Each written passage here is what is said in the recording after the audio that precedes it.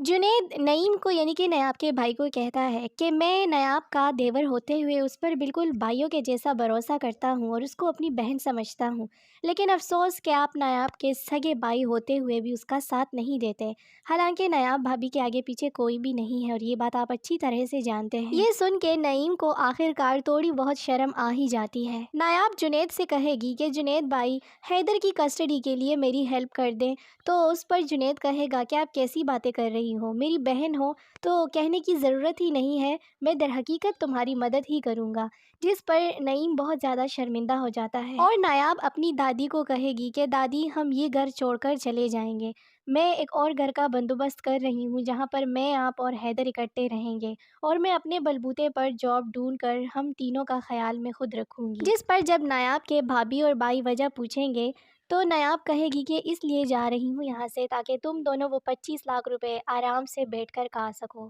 جس پر نیاب کے بھائی بہت زیادہ شاکڈ ہو جائیں گے کہ اس کو کیسے پتہ چل گیا ان 25 لاکھ روپے کا۔ نیاب جو اپنی فرینڈ سے مدد مانگتی ہے لیکن ہر جگہ نیاب کے ایکسپیرینس کی بات آ جاتی ہے کہ اس کے پاس کوئی ایکسپیرینس نہیں ہوتا جاب کے لیے۔ اس کے بعد اس کی فرینڈ اس کو کہتی ہے کہ میرا ایک چاچا ہے جو کہ جیولری کا کام کرتا ہے، کیوں نہ میں تمہیں کچھ جیولری لا دوں اور تم اس میں سے اپنا پروفٹ لگا کر آن لائن وہ سیل کرو۔ یہ بات بھی نایاب کو پسند آ جائے گی اور وہ حامی بھر لے گی کہ ہاں کچھ تو ہو جو کہ میں کروں اور اپنا خود کما سکوں۔ دوسری طرف تانیہ جو کہ انگیجمنٹ کے بعد بالکل پاگل سی ہو جاتی ہے اور اب زاویار کہیں نہ کہیں پچھتا بھی رہا ہوتا ہے کہ کہیں میں نے تانیہ سے منگنی کر کے غلطی تو نہیں کر دی، کیونکہ تانیہ زاویار کے سامنے ایک ہی بات کا رٹ لگا کے رکھی ہوتی ہے، وہ بار بار کہتی ہے کہ تم نیاب کو طلاق کب دو گے، جس پر زاویار کا تھوڑا سا موڈ آف ہوتا ہے اور وہ کہتا ہے کہ تانیہ میں تمہیں پہلے ہی بتا چکا ہوں کہ میں نیاب کو طلاق ہرگز نہیں دوں گا اور میں اس کو سزا دینا چاہتا ہوں۔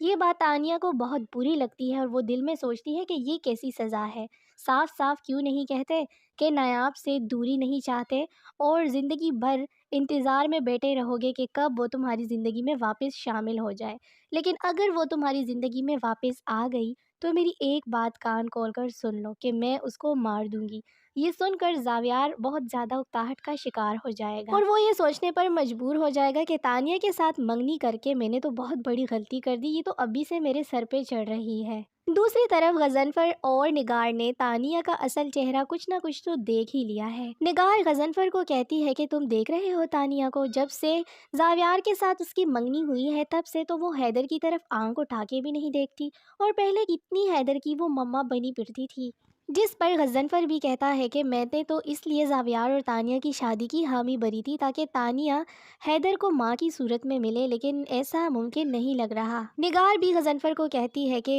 حیدر تو پورا دن جمیلہ کے ساتھ رہتا ہے کوارٹر میں اور کافی کمزور بھی ہو گیا ہے، جمیلہ بھی گھر کے کام بھی کرتی ہے اور ساتھ میں بچے کو بھی سنبھالتی ہے، اور لگتا تو یہی ہے کہ جمیلہ جس کے دل میں خوف خدا آ چکا ہے وہ زاویار کو کہے گی کہ زاویار صاحب یہ جو تانیہ بی بی ہے یہ بالکل بھی حیدر کا خیال نہیں رکھتی، اور میں یہ سب اس لیے بتا رہی ہوں کہ پہلے نیاب بی بی کو بدنام کرنے کے لیے میں نے بھی بہت اہم کردار ادا کیا ہے، وہ بھی تانیہ بی بی کے کہنے پر، اور اس وقت میرا ضمیر بالکل مر چکا تھا کیونکہ تانیہ بی بی مجھے پیسے دیا کرتی تھی، لیکن اب میرا ضمیر جاگ چکا ہے، اب اگر میری نوکری جاتی ہے یا میرے پاس جتنی جمع پونجی ہے وہ جاتی ہے لیکن مجھے اس کی کوئی پرواہ نہیں ہے، کیونکہ اب مجھے اس معصوم بچے پر اور اس کے تڑپتے ہوئے ماں پر بہت زیادہ دکھ ہوتا ہے۔ دوسری طرف جنید جس پر اب مجھے مزید غصہ آ رہا ہے کہ جو اس نے ویڈیوز تانیہ سے بنائی تھی ثبوت کے طور پر، جو وہ اپنی کارستانی اپنی ماں کو خود بتا رہی ہوتی ہے اپنی ہی زبانی، تو جنید آخرکار وہ ویڈیوز کیوں نہیں دکھا رہا،